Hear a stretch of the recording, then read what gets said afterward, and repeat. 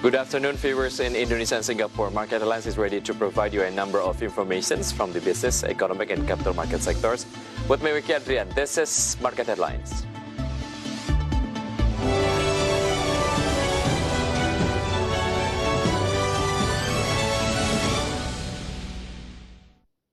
The Ministry of Public Works and Public Housing is ready to carry out the auction for 9 toll roads with a total length of 350 kilometers and total investment reach 142.51 trillion rupiah by the end of 2020. The Ministry of Public Works and Public Housing is ready to carry out the auction for 9 toll roads with a total length of 350 kilometers and total investment reach 142.51 trillion rupiah by the end of 2020. The auction is conducted for the continuity of infrastructure development in the road sector in order to improve connectivity between regions. In addition, it is also intended to connect production areas with distribution areas to create jobs and to accelerate added value to the people's economy.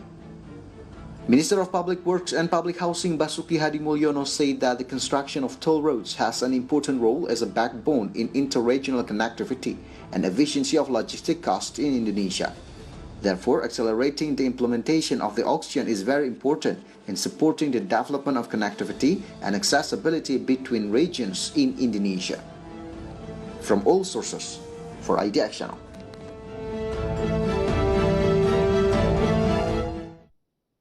The Ministry of Public Works is known to be ready to auction off 9 toll roads spread across various regions with the total investment value reach 142.51 trillion rupiah. So does it mean that the government will return it promoting infrastructure projects? How much budget has the government allocated for infrastructure development this year and in 2021? Let's take a look at the first graphic. This is government's budget allocation for infrastructure. In 2020, it was allocated as much as 281.1 trillion rupiah. It grew by minus 28.7% compared to the previous year, which is in 2019. Meantime, in 2021, the amount of budget allocation for infrastructure as much as 414 trillion rupiah grew by 47.3% compared to the budget that had been allocated in 2020, as much as 47.3%. The infrastructure budget for 2021 has increased sharply by 47% of the total allocation in 2020, which is only 281 trillion rupiah. Minister of Finance Sri Mulyani explained that the increase in the budget occurred because the government wanted to pursue several projects that had been delayed this year. Not to mention, the government will also add new projects in 2021. She hopes that the increase in the budget for infrastructure next year can accelerate economic recovery. It is also expected to increase equitable distribution of progress in infrastructure development throughout Indonesia. And one of the government's focus in infrastructure development is the construction of toll roads. So how significant is the construction of toll roads in Indonesia? Let's see the next graphic. This is Indonesia's toll road transformation. In 2005, we can see as much as 628 kilometers of toll road operated that year. In 2014, 794 kilometers. In 2019, 2,000 kilometers. And in 2020, as much as 2,166 kilometers. In 2014, it is targeted to reach 4,500 kilometers. And in a long-term framework or time frame, as much as 18,000 kilometers. And during the 2015 to 2019 period, the total number of toll roads that have been operating is 1,400 kilometers. Meanwhile, until October 30th, 2020, the government recorded that the number of toll roads operating in Indonesia reached 2,300 kilometers. Then for the next 5 years, the Ministry of Public Works is targeting the construction of 2,500 kilometers of toll road. Regarding massive toll road construction, the government stated that this is part of the efforts to encourage the availability of connectivity infrastructure in order to reduce logistic costs, improve mobility, and increase the nation's competitiveness.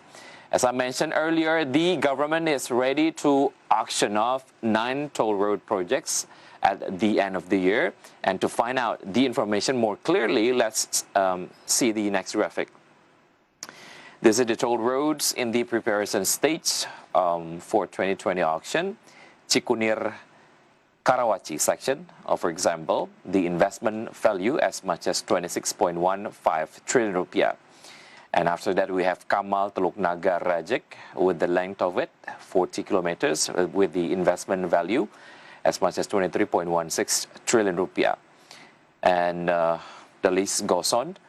In Sentul Selatan and Karawang, the investment value as much as 15.2 trillion rupiah, and Gilimanuk Mangwi as much as 19.71 trillion rupiah.